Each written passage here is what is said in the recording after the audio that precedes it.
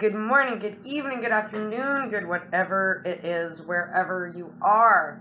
My name's Katie O. This is another Astrology Peephole over here on Moon Mama Musings for today, the 10th of July, 2021.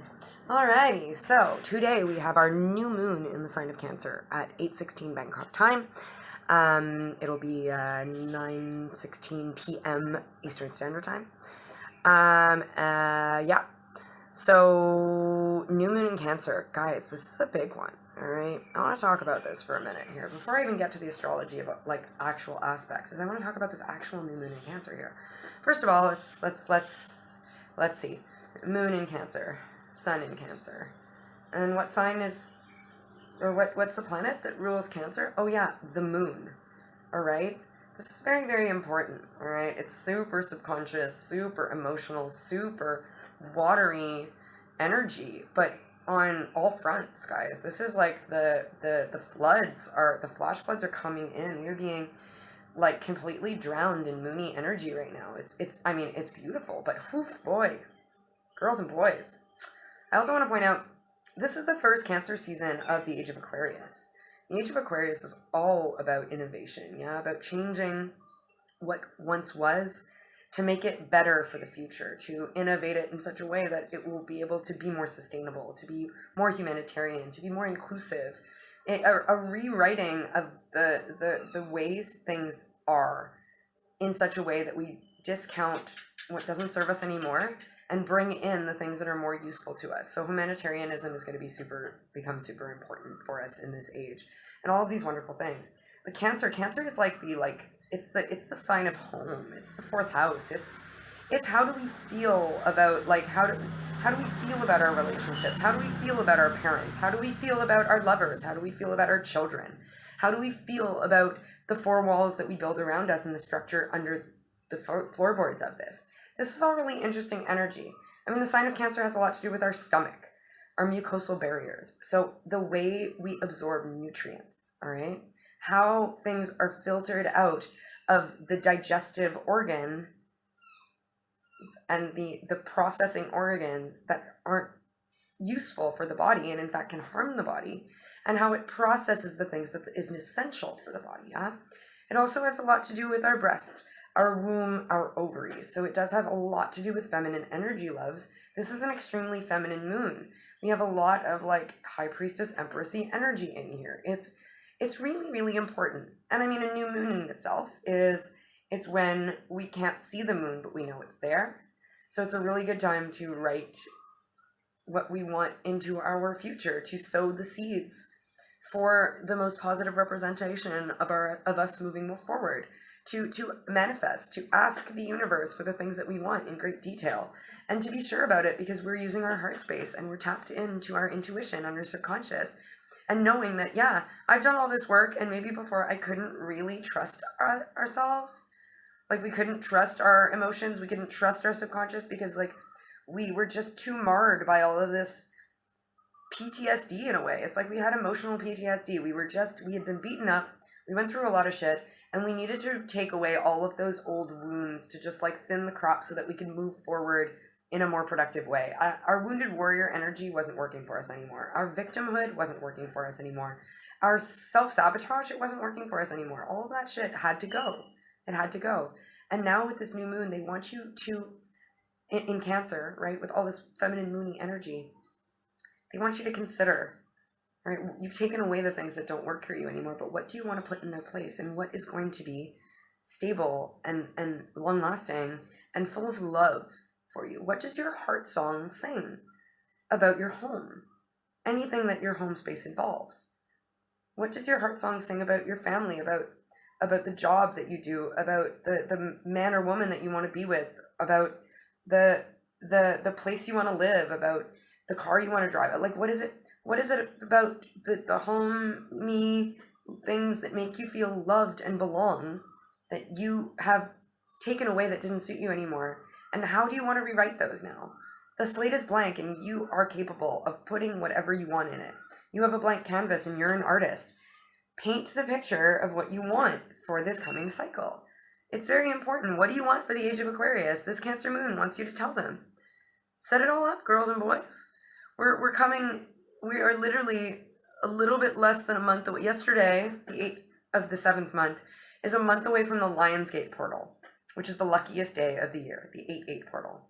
And this is like when all that luck and abundance comes through for you, okay? You're going to start reaping the seeds of what you sow on the 8th of the 8th.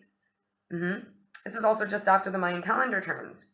The Mayan calendar is starting the electric seed year, I believe, if I'm not mistaken. And the seed is all about new beginnings sprouting. So this new moon is the last one of the Mayan calendar. And it's the first new moon in Cancer of the age of Aquarius. It's all about, what do you want for this age? How do you want to move forward? Paint the picture so we can set the structure up for your next 35 years of life. Or maybe even longer. Maybe shorter. Who knows? Whatever. It's long-standing. Okay? Alrighty. 5:56 on the timer. Let's talk about the actual aspects. So first and foremost, we have the moon conjunct the sun, which is normal. It's a new moon. This is what happens. The moon and the sun together, one on top of the other. But they called me to look at this a little bit differently, right? It's like the king is stepping in and taking the reins, all right? They wanted me to start looking at the moon and the sun as representations of the high priestess and the Hierophant energy, respectively. So the sun is conjunct to the moon, right? It's the invasion of the body snatchers. Before I made this analogy about the sort of like medieval pictures that we were getting painted, and it was almost like the sun was, what was his name? The first Baratheon. The one that was Eddard's friend, yeah. He's like this drunken, fat buffoon that just parties and womanizes, yeah. He's the king, yes. But he doesn't really, it's like more of a symbolic king. He just like parties and does what he wants and doesn't really actually rule. It's more the queen that's doing all the ruling. But you still have to consult with the king because he's, you know, in his mind, he's like, you have to listen to me because I am the king. Do you know who I am? Right? So this is the Hierophant is coming in here. But the thing is that, first of all, it's the sun and the moon coming together. It's the union of the high priestess and the Hierophant, which can mean a lot of different things for a lot of you. Put yourself where it belongs for you. But it's like he's woken up. The king is no longer this dickhead Baratheon dude, and he's not just partying and fucking everything that moves anymore. He's moved away from this negative aspect of the Hierophant energy, who just holds on to the keyring going, I can open whatever door I want, la-di-da-di-da, ha-ha-ha. Negative aspects of the Emperor energy with the, like, do as I say, not as I do. And this whole, do you know who I am vibe. They're throwing that shit away because they've learned, okay? They've been faced with really important things. And they've been touched with the softness of femininity, right? Venus came to the king and kind of went like, hey, I know you're shit-faced right now and you've got 4 whores in your bed, but I really need to talk to you about something and I'm just going to say it to you. And it's almost like he pretended not to pay attention, but he was actually moved by what she said and was like, holy shit, I was a warrior once. Like, I've gotten fat and drink too much and screw whores now, but like, I was once a warrior and I see the passion in her and I see the warrior aspect in her. And it reawakens this truth in me that I know. And you know what? I'm going to take those keys and I'm going to start opening the doors that I think are important to open. And I'm going to shut doors that are important to shut. And in fact, you know what? I'm going to destroy some of the keys that are on this ring because those doors are just not meant to be opened anymore. So yeah, it's a really beautiful energy right now, as I really do feel like the masculines, whatever that means for you, are starting to understand what is true and that maybe they just can't, maybe there's more to life than just like being maybe it's fun when you're young to go and like do all that stuff, and maybe it's important to like run amok in order to learn, but it's like it's outgrowing it, right? It's just outgrowing these things. Like, I don't need this anymore. I can outgrow all of this. Like, everybody grows out of their shoes eventually. Yeah, everybody changes something, you know, like just because, you know, for example, for me, like, I've got dreadlocks. I've had dreadlocks for fucking almost 13 years, okay? It's been a long time. And I don't see myself removing them, okay? I don't see myself taking them away. But, you know what, at a certain period of time in my life, it's very possible that something's going to happen and I go, you know what, they're just not me anymore. It's not authentic for me to have these anymore, so I will remove them when that time comes. All right? Like, just because something was true once doesn't mean it's always true. We can outgrow even the things that we thought were so ingrained in our personality. And with the sun about ego, this is about unraveling parts of our ego to bring it in harmony, the windshield wipers finally going together with the moon, with our subconscious, bringing the head and the heart together. bringing the masculine and the feminine together, bringing the light and the shadow together, whatever you see it as, that's what it is. Super important, super, super, super, super important. Alrighty here. Next, we've got the moon is in opposition with Pluto. Okay, and opposition is the tug of war, yeah? The moon, our subconscious, the high priestess energy, and Pluto, the grim reaper, the planet of death, sex, rebirth, okay? The planet of the general, but also the, like, nurturing mother cat. Pluto is a really interesting dualistic energy for me, always. I love Pluto. Pluto is, like, anthropomorphic as well. Like, it's you don't really know if it's an animal or a person, or if it's a woman or a man, or if it's even there at all. Like Pluto, whoa, just so contradictory all of the time, but also so, it makes perfect sense, even though it doesn't. I love Pluto. I love him. Anyway, I've got here that the transformation of the high priestess is undergoing right now. It's push and pull, right? The high priestess was the keeper of the secrets, and she used to keep the scroll rolled up. She had to keep the scroll rolled up because she had to keep all the secrets. And now they're going, open the scroll. And she's like, no, because I don't do that. I don't open the scroll. I just hold on to it. And they're like, no, but we're giving you permission to open the scroll. Pluto's like, open the fucking scroll. And she's like, no, I won't do it. I'm not supposed to. I'm the keeper of the secrets, right? Not the knower of the secrets. And they're like, yeah, but you are the knower of the secrets too. That's part of being the keeper of the secrets. Know the fucking secrets. And she's like, but no one ever wrote this in my contract. Am I going to fuck it up? And they're like, no, just open the damn scroll. Okay. Open the damn scroll, please. All right. Really funny. With Mercury out of retrograde, we see clearly now, okay? It's time to change for the good. This is our karma, our destiny is knocking on the high priestess door and saying, open the fucking scroll, all right? This is exactly what's going. You've had enough info gathered, right? You've spent enough time keeping the scroll. You've done all this beautiful work and spent all this time to put the pieces into place. Now it is time to, like, we've outlined what we need to do for our subconscious and our emotional self now. It's actually time to rebirth. Change now. It's coming out of the chrysalis for our subconscious, okay? We are becoming the butterfly. Live. We are the butterfly now. It's beautiful. Okay. I feel like there's like was there a Mariah Carey album with butterflies all over it or something? I don't know. For some reason, Mariah Carey popped to mind. Who knows? Whatever. Diva. Okay, what else? We got a sextile with Moon making a sextile with Uranus. So our subconscious and our emotional are finally okay with being told that we've outgrown things. Just there, as I was talking about before. Pluto is changing it all now. And now we're going, yep, okay, the tower has to fall. I understand. But it's unexpected in a way, because it's almost like you go to your friend's place and your friend calls you and goes, oh my God, I really can't stand my closet anymore. I need you to help me organize it. I know you're good at organizing it. And you've tried to help this person organize their closet 20,000 times before, but every time you go, you say, can you throw this away? And they're like, no. Can we throw this away? No. Can we throw this away? No. And you end up just basically cleaning the floor of the closet and leaving everything inside. But finally she calls you over and she's like, okay, I'm actually sick of it. Please come over and help me now. And you're like, okay, fine, let's go. Can I throw this away? And she's like, yes. And you're like, what? Okay, what about this? And she's like, yes. And you're like, oh my God, what about this? Yes. Oh my God. And you really start making progress here. You're throwing all kinds of shit out. It's fucking fantastic. It's really good stuff. It's letting the tower fall. Our subconscious letting the tower fall. It's going, okay, you're right. I have outgrown this. I don't need it anymore. Beautiful. And the last one is the moon making a trine with Neptune in retrograde in the sign of Pisces. The crone's enigmas are becoming clear. Okay? Neptunian energy can always be watery and unclear, the Vaseline-covered window, right? It can be confusing to begin with. But now in retrograde in the sign of Pisces, she's no longer just the the happy tarot reader on Instagram. She's the scary soothsayer, all right? And the soothsayer speaks in enigmas, all right? Doesn't make the messages that they say not true. It just makes them hard to decipher. You need a cipher in order to crack this code in a way.